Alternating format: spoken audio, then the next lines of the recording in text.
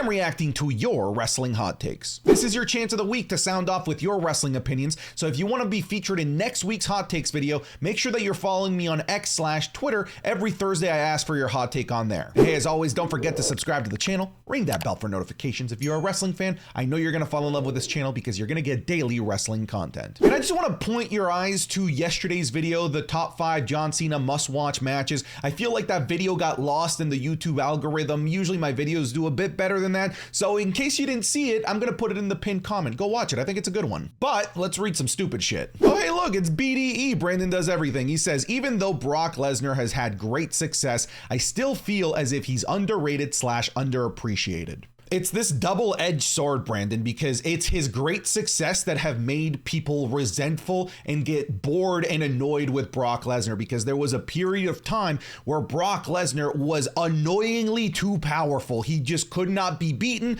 and on top of that, they would put all of the major championship belts on him, and he would take time off, and then he'd come back after several months of hiatus only to win. So I understand the frustration that there was with Brock Lesnar during that stretch of time from about 2016 to about 2020. I totally get it. However, I do believe that hate vastly overshadows how good he actually is. I believe that hate prevents so many people from realizing just how good Brock Lesnar is. He's been this good since he was 24 years old in 2002. He is fantastic. Whether he's selling his ass off for somebody much smaller like a Daniel Bryan, or whether he's putting people over like Cody Rhodes, Roman Reigns, he is a man of the business. He really understands it. Not only is he really good in the ring, but he also really understands storytelling. He is such a good physical and emotional storyteller in the ring. Again, whether it's body language, facial expressions, him screaming suplex city bitch. There's a lot of things about Brock Lesnar that kind of go under the radar because so many people dislike him because of his great success. Not that he needs an introduction, but go check out BDE. Solo Sikoa does absolutely nothing for me as of right now. His thumb is, to him, what Raquel's back is to her. Their entire freaking gimmick. Body parts are not gimmicks.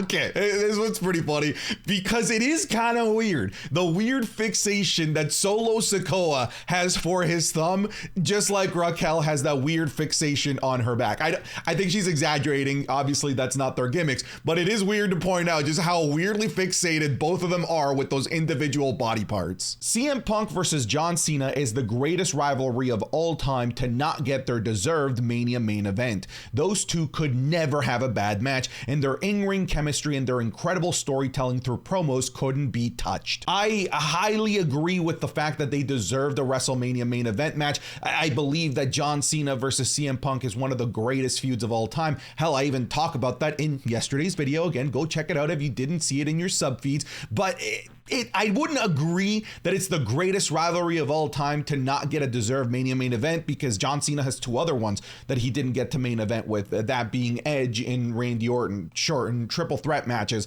So maybe there's a loophole there where we can say, oh yeah, but he still had a title match at WrestleMania with them. I get it. But yeah, I agree kind of like halfway, because it is just such a great rivalry. It absolutely deserved the Mania main event, but I think there have been some bigger main event caliber feuds to never get to main event WrestleMania. Just thought of another one, Triple H versus Shawn Michaels, again in a triple threat match, but that's like one of the greatest feuds of all time to never have a one-on-one WrestleMania match. LA Knight belongs on the kickoff/pre-show or in the opening matches of NXT. Nothing about him is main event worthy. Damn, dude.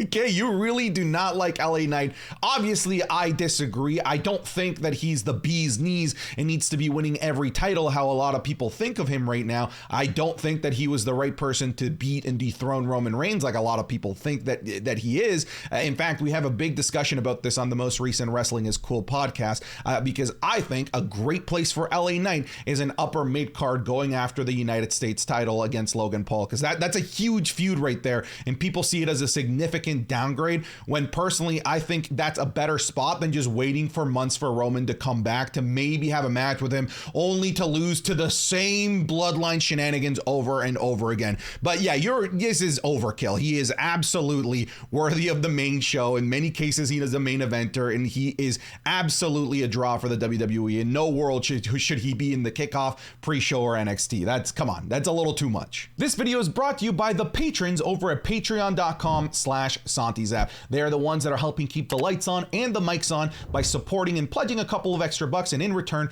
they're getting a lot more extra wrestling content. They're getting the Wrestling is Cool podcast several days early. They're getting the Monday Night Raw reviews. They're getting the Friday Night SmackDown reviews. They're getting Sancho's 1001 pay-per-view reviews. So go check it out, patreon.com/SantiZap. It will be in the description of this video.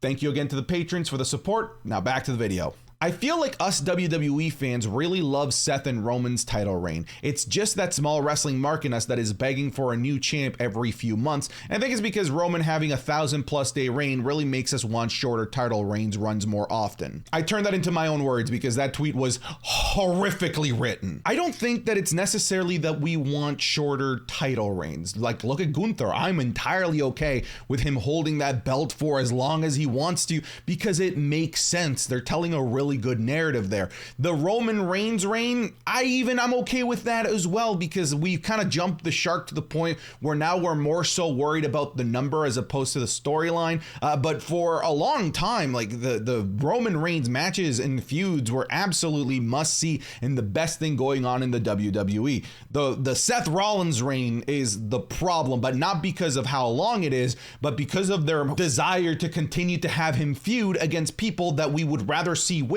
over Seth Rollins. Like, just look at it. Seth Rollins versus Finn Balor. I would have liked to see Finn Balor finally win one after being screwed over because of his injury at SummerSlam. Versus Nakamura. Would have been nice to see Nakamura win because he hasn't gotten a chance to ever win the world title and they never pull the trigger on him. And Drew McIntyre, would have been nice to see him win a big one in front of an actual audience. And hell, he just had a match against Sami Zayn, another guy that we've been wanting to see win a big one for a very long time. And all of those feuds that Seth Rollins has had, aside from the Sami Zayn one, because that wasn't really a feud, that was just a one-off match, they've told a much better story for the guy chasing the championship, a more sympathetic and relatable tale, as opposed to Seth Rollins' story, which isn't there. He doesn't have a story. His story is, I have a bad back, and then doesn't sell it. So like, I understand the frustration with people in Seth Rollins' reign right now, because they just need to tell a better story for Seth Rollins, because all of the best storytelling is left to his enemies. And maybe that's because Triple H is just better at booking heels. Chad Gable versus Gunther 3 is the greatest free television wrestling match of all time. My man Kurt Angle versus Brock Lesnar, SmackDown 2003 Iron Man match for the WWE Championship. Would like to have a conversation with you. Logan Paul has the potential to be the best US champion of all time. I disagree, but I think he has the potential to be one of the most unique US champions of all time and bring a different type of prestige to that championship, because traditionally we think of somebody that defends the championship a lot, somebody that has elevated the championship and somebody that has elevated the people around the championship. And that's why that title traditionally goes to John Cena when he was doing his open challenge reign for the United States Championship. Logan Paul can't do that. It's just not in his cards, and it's not what we would want to see. I think what we can see from Logan Paul is he can elevate the United States Championship in an entirely different way through social media, through his boxing press conference appearances, through his podcast, to help make the US Championship a mainstream attraction. And that's differently altogether. That is a unique championship reign as opposed to making it a great championship reign. But ultimately, either way, it's going to be must-watch television. But I don't think he's going to end up going down as like a traditional greatest US champion of all time. I just don't think it's possible. The pop for LA Knight beating Logan Paul for the United States title at Mania would be louder than the one for Cody if he beats Roman. I mean, like, maybe, but mostly because Cody and Roman would go on at the very end of night 2 where people would be really tired. Meanwhile, people could be really hot still for the end of night 1 for Logan Paul versus LA Knight for the US title. It'd be a massive pop. It really would be, because I could see Logan Paul again elevating that US championship through the mainstream and making us hate him for whatever it is that he's been doing with the US championship. He's already posting himself naked with the title. It is exactly what I want to see out of of a Logan Paul reign, and then to have LA Knight, the most popular babyface, the most organically over guy in the company right now, be the one to take that championship from him so he stops being an idiot with it, I would get a massive pop. So maybe. Solo Sikoa being the guy to retire Cena isn't the right move, as Cena should end his career in a match with a longtime friend slash rival like a Randy Orton or Rey Mysterio. I understand it makes Solo a powerhouse, but it's not the correct way to send off arguably the GOAT out like that. Arguably, come on, come on. Definitively the GOAT, okay? Let's put a little bit more respect to that GOAT status. But here's the thing, like, John Cena is a guy of the business. Like, you look at his most recent run, all he did was just come back and just put everyone over. He came back and put over Solo. He came back and put over LA Knight. To a degree, he even helped put over The Miz. And so this is just traditional for John Cena at this stage in his career. Over the last 5 years, like, he just prefers to be putting over younger guys than having traditional big marquee matches with guys from his era like the Randy Ortons of the world. And although I agree with you, I would like to see John Cena have a big marquee match as his send-off. I also wouldn't put it past him to want to just put over an up-and-coming guy and call it a career that way. That also seems very John Cena right now. All right, this is another horribly written tweet, so I'm going to try my best to try and decipher it. Do you think that they need to keep LA Knight out of the Rumble? I feel like if he's in there, they're going to hijack the show. Possibly them turn on Cody, unless they have someone come out and throw him out, example Logan Paul, to get some heat to set up a US title match at WrestleMania. I don't think they necessarily need to keep him out of the Rumble if they actually have plans for him in the Rumble to set up something big, like you said, Logan Paul at WrestleMania, or any other big marquee feud. I think it's totally okay for him to be eliminated in that way. The way that the show will get hijacked by the fans is if he's in the Rumble and he just gets tossed out with no setup or no build to anything. The other way is I think they'll hijack the show if he's not in the Rumble. The fans did that 1 year with Daniel Bryan. So I think the solution is to have him either be in the Rumble and have a marquee moment in that Rumble that sets up something big if the plan isn't for him to win, or he needs to have another match for a world title where it's justifiable for him to not be in that year's Rumble. Will Ospreay's best move would be to join TNA. He would completely revive the company and become the face of it, amassing huge popularity for the show and allowing them to sign more talented slash popular wrestlers to their roster, which is in need of more talent. Okay, so here's the thing, like, being the most popular guy in TNA, and this is gonna sound super mean, but that is like bragging about being the principal of a homeschool. There's not that much competition there,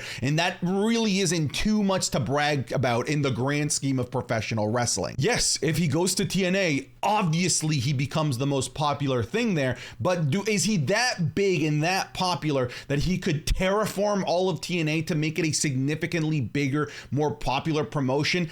Maybe, but I think if somebody like Will Ospreay were to go to TNA, it's not like that signing is going to take eyeballs from WWE to go to TNA. If anything, it might take eyeballs from AEW and take them over to TNA, because I think that they have the most similar audience base with the being the really hardcore wrestling fan. Meanwhile, like, the WWE has the casual market completely cornered. So, okay, cool. If he goes to TNA, yes, he would be the most popular guy there. Maybe the signing of Will Ospreay leads to a couple of more free agents, but I don't see that being a massive needle mover in the end of the day for TNA. The Bloodline story could have worked even without Roman Reigns. Sammy, the Usos, and Heyman were the best characters. Yeah, okay, they were the best characters of that arc of the Bloodline storyline, but obviously this wouldn't have worked without Roman Reigns. I don't know where you're coming from here. I think that Brock Lesnar needs one more destructive run. I really enjoyed his 2014/2015 destruction. I would love for him to feud with Bronson Reed or someone big like him. It never gets old. Yeah, I'm down for another big Brock Lesnar run, so long as it's not for the world title. Like that, I've seen that too many times and I'm kind of just past it. But I would love to see Brock Lesnar come back and have matches and feuds against guys we've never seen him have matches and feuds with. So yeah, I'm down for this. Professional wrestling is amazing, but if there's no larger than life entertainment aspect behind the matches, then the match is just another wrestling match. Well, yeah, I'm with you here. Absolutely. I'm a big proponent of story is king. I always say story over in-ring work will work and win over a crowd more often than really great in-ring wrestling. Do you know what the best would be? Both. Like if you can have the best of both worlds, that would be the best case scenario. But sure, I'm with you. I think you need something more than just two guys or two girls grappling in the ring to help win over the attention and the emotion of the wrestling fan. I don't understand this CM Punk hype train. He literally has drama follow him everywhere that he goes, and people still want him to come back to the WWE. He has caused multiple arguments and escalations, and I don't see why WWE would want to take a chance. So a couple of things here. Why would they want to take a chance? It's called money, man. That's it. It's not because they're best friends or because they want to give fans what they want. It's called money. If CM Punk can make money, they're gonna want to bring him back. It's just as simple as that. The other aspect of drama, I'm gonna be honest, people just love drama. The human race as a species, we're disgusting. We like seeing drama unfold. So CM Punk drama usually means more eyeballs. More eyeballs means more money. But yeah, I think we need to find a happy balance where that drama doesn't really impact the rest of the locker room. Dom getting booed to where he can't talk, it's starting to get old. It was funny for the first few months, but now it feels like it's getting old and starting to feel forced at times. I get it that it's good heel heat, but I wish sometimes we could actually hear what he's saying. Well, you know what? That's what NXT is for. That's why I've loved seeing Dominic Mysterio on NXT, because you can actually hear everything that he's got to say. He doesn't get drowned out in his promos like he does in the main roster. So if you're looking to have more proper Dominic Mysterio promos, then go watch NXT. But to a degree, I agree with you. It is starting to get a little bit too overbearing. And I don't hate the fact that fans are drowning him. What I hate is the big machine, the WWE, the big baby faces acknowledging the fact that they can't hear him. Go, what? I can't hear you, because all they're doing is just baiting more boos. That's when it gets a little bit hokey. When it's more organic, you know, when he first opens his mouth and you can't hear him, I still like that. I think it's great heat. But when you have, you know, Seth Rollins or Cody Rhodes or Triple H being like, what's that? I really can't hear you. Do you mind saying it again? That's when I'm like, okay, this is getting cringe. It's like when big companies start to get in on memes, it kills the meme. I've seen fantasy booking better than what we're about to get at War Games. I hope WWE proves me wrong, but I'm not exciting for Survivor Series. So this tweet's from November 9th, so I think you're referring to the Judgment Day versus all of the Raw baby faces, and to some degree, I agree. I'm just glad that they're gonna have this match, and hopefully it ends the continuous groundhog cycle of all of these people interrupting one another for the past 8 months of Monday Night Raw. It feels like, okay, I'm exaggerating. It's basically been since about SummerSlam, but you get my point. But what I'm seeing is people being like, oh my God, what great long-term storytelling. Look at this, see? This is why they kept doing the same thing over and over on Raw. It was to set up War Games. Triple H is such a master of long-term storytelling. Shut up, all right? It was lazy storytelling to have the same segment of Monday Night Raw for the past 9 weeks in a row. And sure, cool, there's an interesting payoff, a big payoff at War Games, but don't tell me that that was creative storytelling. It was fucking lazy. CM Punk walking out of WWE didn't affect WWE negatively at all. If anything, it was a positive for WWE because they just had all of these stars waiting to have their moments in The Shield, Bray Wyatt, Daniel Bryan. People were there to take Cena's spot that weren't Punk. Yeah, I mean, we can bring this back to his promo, the pipe bomb, where he himself said that if he were to leave the WWE, that he's just a spoke on the wheel. And if you remove that spoke, the wheel is going to keep turning. And this isn't just exclusive to CM Punk. This is exclusive to everyone since the dawn of time in professional wrestling. Let's not forget that in 2002, the WWE lost both Stone Cold and The Rock, the biggest wrestling draws of all time, within 2 months of one another, and they ended up being perfectly fine. You can remove everyone and anyone from the WWE, and the machine will keep going. The machine will make a megastar out of somebody else, and the WWE won't miss a single beat. There is no one big enough to hold back the WWE from being successful if they were to quit. It's just the truth. Cena is a legend, but now beating Cena doesn't do wonders to whoever beats him, unlike before that if you beat John Cena, it's a big thing or a push for the wrestler. You're 100% right, and here's the thing. In fact, I think that whenever Cena comes back, he needs to get get treated more like those legends that are truly out of the business. Think of Stone Cold Steve Austin when he came back and he beat Kevin Owens, and Kevin Owens was more over after losing to Stone Cold Steve Austin. I think we're at the point in Cena's sunsetting part of his career where he actually can benefit WWE more when he wins than when he loses, because he has lost this unbeatable Super Cena aura that beating him kind of just feels like you're beating on the old man that's come back for one last spot in the limelight. I think Cena winning matches will actually do more for the person losing than that person winning. Yeah, that's what I think. I actually like that Roman only defends the title about 4 times a year. I believe in the oxymoron of, quote, less is more. It makes each defense feel like a cosmic event. It makes him feel like a wrestling Thanos. But I feel like the problem is that the way that they utilize the other talent. Miguel, we halfway agree here. I also like the fact that the title only gets defended every once in a while. What I don't like is that the champion disappears for so long in between championship defenses. There is a great happy medium. Look at the time that we had between WrestleMania and SummerSlam. Roman Reigns was there for quite a few shows. Look at Money in the Bank and Night of Champions. These were both shows that Roman was there present. He didn't defend the championship. Instead, he was involved in other things that felt just as big as the championship because Roman was involved, and it was just